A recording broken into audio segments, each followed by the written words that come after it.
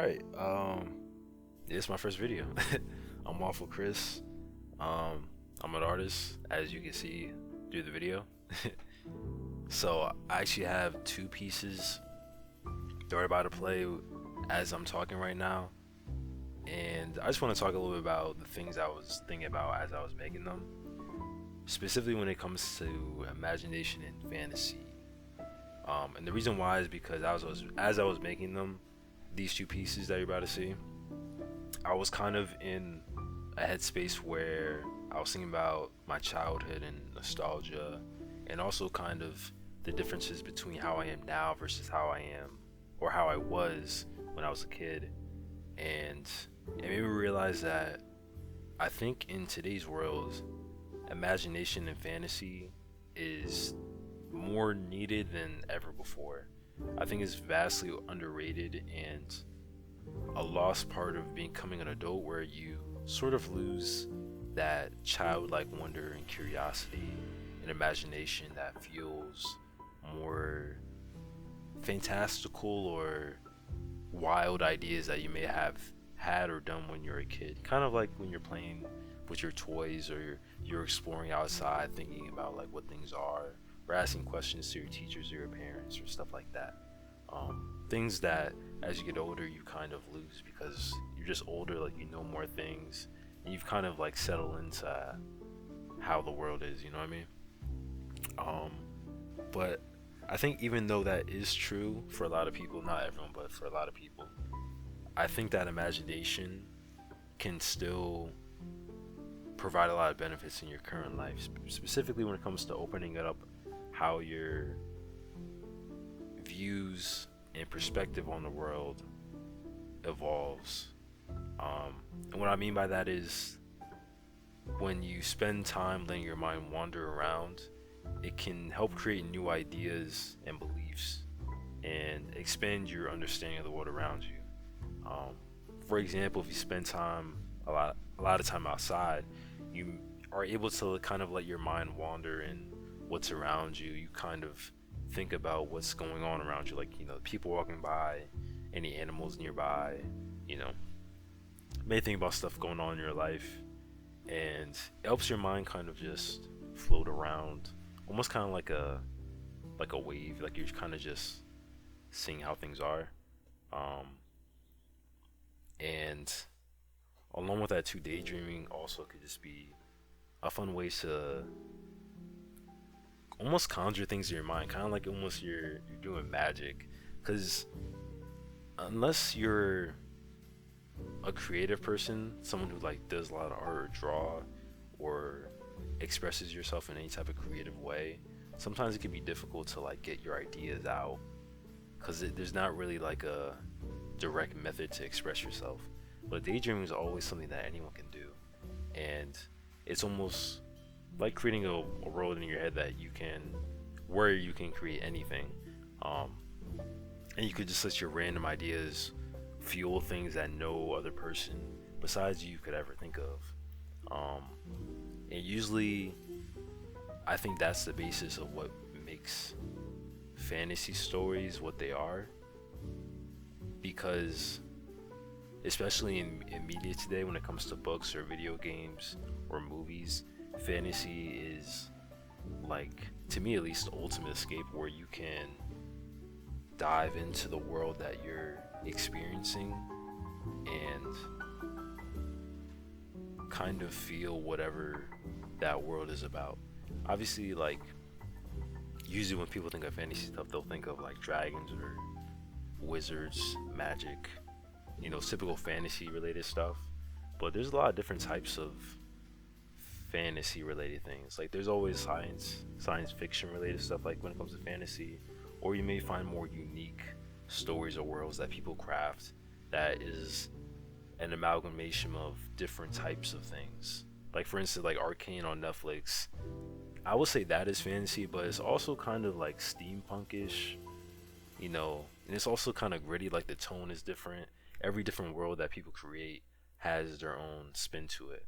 So it's not like there's a single definition or a single type of fantastical world that has to be made. Um, But one thing that I think all these types of stories have is that they feel adventurous and they feel exciting. It's something that people want to dive into because it helps them not think about reality, but two, it helps them experience things that they wouldn't be able to do anywhere else. Because not like you could just go off, like go outside, ride a dragon. But in these stories, in these books, movies, shows, you can experience it through a character. Um, and usually the best stories make you feel like you're right there. It feels almost like the world is in your head. The world's in your head through all these, through the words or through the images on the screen or whatever you're reading or watching.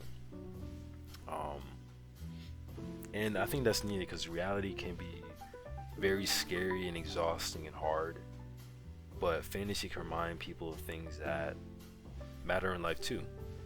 Because even though it's not real, it's still based off real things: adventure, trauma, hardship, success, family, friendship, love, um, individualism.